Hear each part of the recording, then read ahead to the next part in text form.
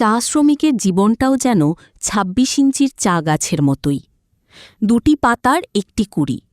এই কথাটি শুনলেই চোখের সামনে ভেসে ওঠে পাহাড় ঘেরা সবুজ চা বাগান, আঁকাবাঁকা টিলা আর প্রকৃতির মোহনীয় সৌন্দর্য।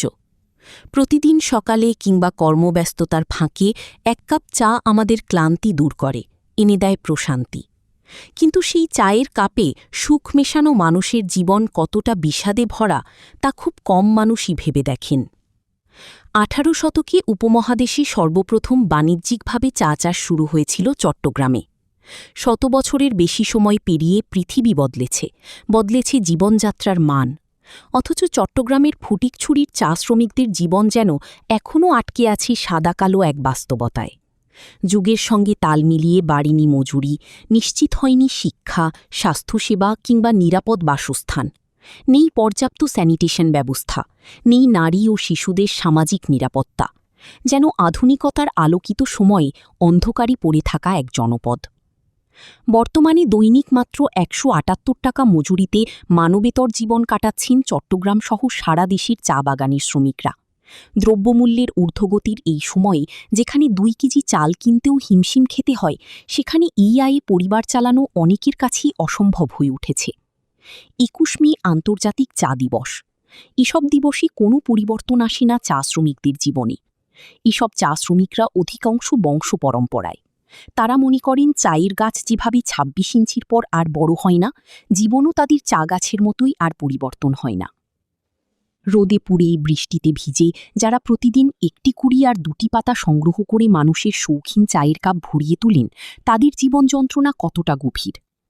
ফটিকছড়ি উপজেলার নারায়ণহাট ইউনিয়নের নেপচুন চা বাগানের শ্রমিক তাহেরা বেগম বলেন, সারাদিন রোদে পুড়ে বৃষ্টিতে ভিজে কাজ করি, দিন শেষে পাই ১৭৮ টাকা। কাজ না করলে সেই টাকাও মেলে না। এই টাকায় এখন কিভাবে সংসার চলবে? একই বাগানের ৯ নম্বর সেক্টরের শ্রমিক হনুফা বেগম বলেন, অনেক পরিবারে ৫-৬ জন সদস্য, অথচ একজনের এই সামান্য আয়ের ওপরই নির্ভর করতে হয় সবাইকে। ছোট ভাঙাচোরা ঘরে গবাদি পশু আর সন্তানদের নিয়ে থাকতে হয়।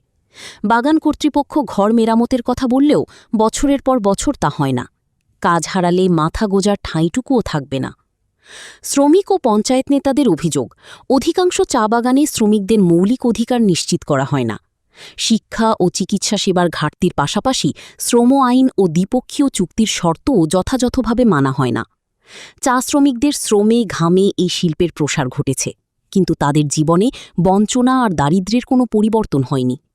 উন্নয়নের গল্প শোনা গেলেও শ্রমিকদের জীবনমানের উন্নতি চোখে পড়ে না।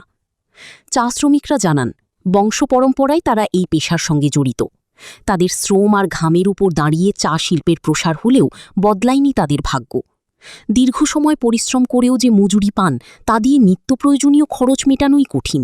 সুপেয় পানি, স্বাস্থ্যসেবা, শিক্ষা ও বাসস্থানের মতো মৌলিক সুবিধা থেকেও তারা বঞ্চিত।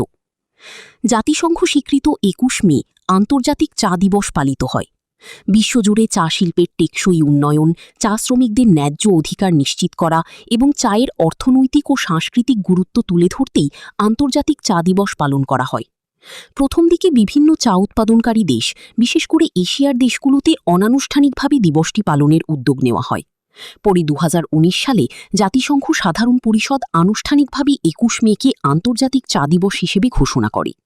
এরপর থেকে জাতিসংঘের খাদ্য ও কৃষি সংস্থা এফএও দিবসটির সমন্বয় করে আসছে। সবুজ চা বাগানের সৌন্দর্যের আড়ালে লুকিয়ে আছে হাজারো শ্রমিক পরিবারের দীর্ঘশ্বাস, বঞ্চনা আর অনিশ্চয়তার গল্প। আন্তর্জাতিক চা দিবসে যখন চায়ের ঐতিহ্য ও সম্ভাবনার কথা বলা হয়, তখন চা শ্রমিকদের মানবিক জীবন, ন্যায্য মজুরি ও মৌলিক অধিকার নিশ্চিত করার দাবিটিও নতুন করে সামনে আসে।